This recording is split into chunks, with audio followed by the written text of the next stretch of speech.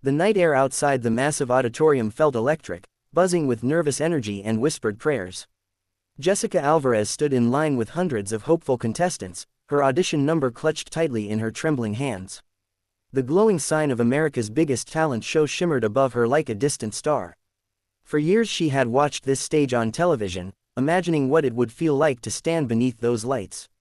Now she was here, not as a viewer, not as a dreamer, but as a contestant. She was 27, older than many of the bright-eyed performers around her. Some had colorful hair, flashy outfits, and loud confidence. Jessica wore a simple white blouse and black jeans. Her guitar case rested beside her feet, worn from years of being carried through bus stops, small cafes, and quiet street corners. She wasn't here for attention. She was here because of a promise. Years earlier, in a small apartment on the edge of Los Angeles, Jessica had discovered her voice before she even understood what it meant. Her mother used to say that when she cried as a baby, it sounded like a melody instead of noise. Music filled their home even when money didn't.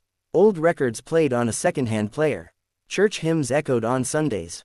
Her father would tap rhythms on the kitchen table while smiling proudly at his daughter. But talent doesn't protect you from hardship. When Jessica was 16, her father lost his job. Bills piled up like storm clouds. The electricity was cut off more than once. Jessica began singing at local diners for small tips, placing every dollar into her mother's tired hands. She told herself it was temporary, just a pause before her real life began. At 19, she auditioned for a small recording opportunity. She didn't win. At 21, she tried again on another show. She made it halfway before being eliminated. The rejection didn't just sting, it silenced her. Each no felt heavier than the last, as if the world was politely telling her she wasn't enough. Then came the worst year of her life. Her father became ill. Hospital visits replaced rehearsals. Medical bills replaced studio dreams. Jessica stopped singing in public. She worked double shifts at a warehouse, her hands rough from lifting boxes instead of holding microphones. At night, when the house was finally quiet, she would sit in her car and sing softly so her mother wouldn't hear the cracks in her voice. The day her father passed away, something inside her closed. At the funeral, relatives whispered about how strong she was. They didn't see that her strength was just numbness. Music felt dangerous now. Every melody reminded her of him. Every lyric felt like a wound reopening. Years drifted by. Dreams faded into responsibilities. Jessica convinced herself that some people are meant to inspire others, not become stars themselves. She told herself she was content. But her mother wasn't fooled. One evening, while washing dishes, Jessica absent-mindedly began humming an old song her father loved. Her mother froze, listening. When the humming turned into quiet singing, tears filled her eyes. "You still have it," her mother whispered. Jessica shrugged. "It doesn't matter anymore." "It matters," her mother said firmly. "Your voice is not just yours. It's a gift, and gifts are meant to be shared." A week later, her mother secretly signed her up for auditions for America's Biggest Talent competition. When Jessica found out, she was furious at first. Then terrified. Then strangely hopeful. Now, standing in line outside the auditorium, that hope battled fiercely with fear. Backstage, producers adjusted microphones and directed contestants. The energy was overwhelming: cameras, bright lights, stage managers calling out instructions. Jessica felt small. What was she doing here? She almost turned around twice. Then she remembered her father sitting at the kitchen table, tapping rhythms and smiling at her like she was already famous. When her number was called, her heart pounded so loudly she thought the audience might hear it. She stepped onto the stage. The lights were blinding. The theater stretched endlessly into darkness, except for the illuminated judges' table. The judges watched her with curiosity. Among them sat Sofia Vergara, elegant and radiant, her smile warm but observant. "What's your name?" one judge asked. "Jessica Alvarez," she replied, her voice barely steady. "And what do you do?" "I work at a warehouse," she said softly. "But I sing, when I can." There was something honest in her tone that quieted the room. "What are you going to sing tonight?" She swallowed. "An original song. I wrote it for my dad." The audience murmured gently. She walked to the center of the stage. The microphone stand felt cold beneath her fingers. She closed her eyes for a brief second and whispered a silent prayer. The first note came out fragile, almost trembling. For a split second she feared it would crack. But then something shifted. The nerves melted into memory. The memory turned into emotion. and the emotion transformed into power. Her voice grew stronger, richer, filled with years of love, grief, and resilience. Each lyric painted a picture of a father who believed in impossible dreams. Each high note carried the weight of late-night tears and unspoken promises. The audience became completely still.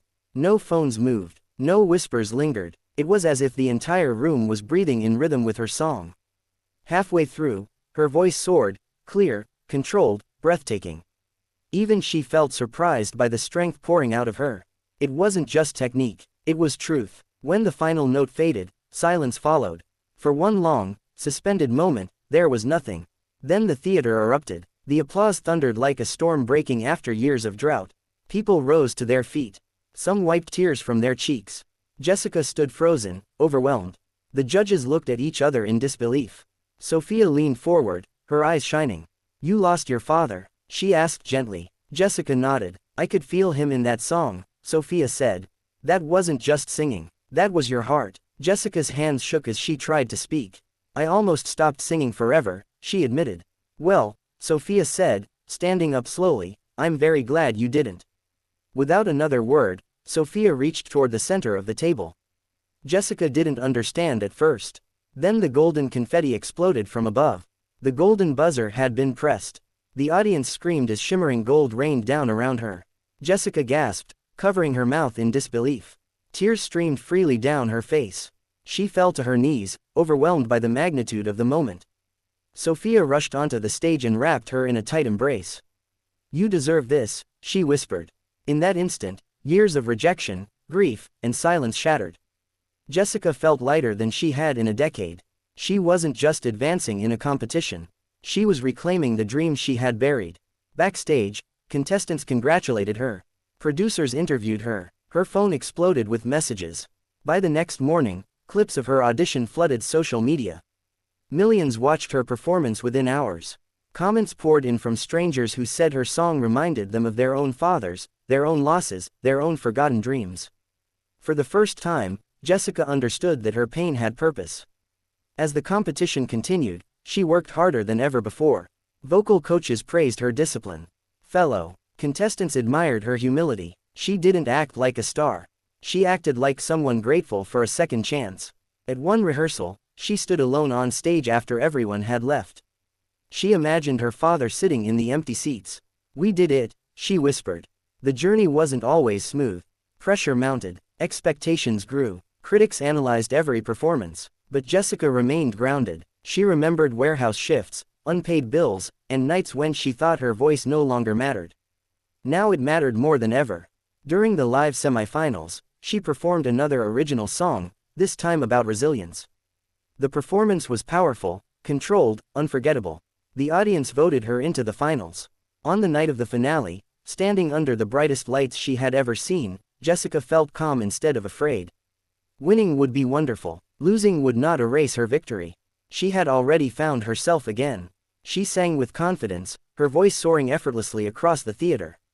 When the last note rang out, she smiled, not because she expected applause, but because she felt free. Whether she won the grand prize or not, she had already achieved something greater than fame. She had broken the silence that once imprisoned her. Months later, Jessica released her first official single. It climbed charts steadily. She performed at charity events and spoke openly about grief, perseverance, and courage. People didn't just admire her voice. They connected with her story. One evening, after a sold-out concert, she returned home and found her mother sitting quietly at the kitchen table. "You see," her mother said softly, "I told you your voice mattered." Jessica smiled through tears. "You never stopped believing." "No," her mother replied. "But you had to believe again yourself." Jessica stepped outside onto the porch. The night sky stretched endlessly above her. She closed her eyes and sang. Not for judges, not for cameras, not for applause, but for the little girl who once sang in a small apartment without knowing if anyone would ever listen. Now the world was listening. And she would never let silence steal her song again.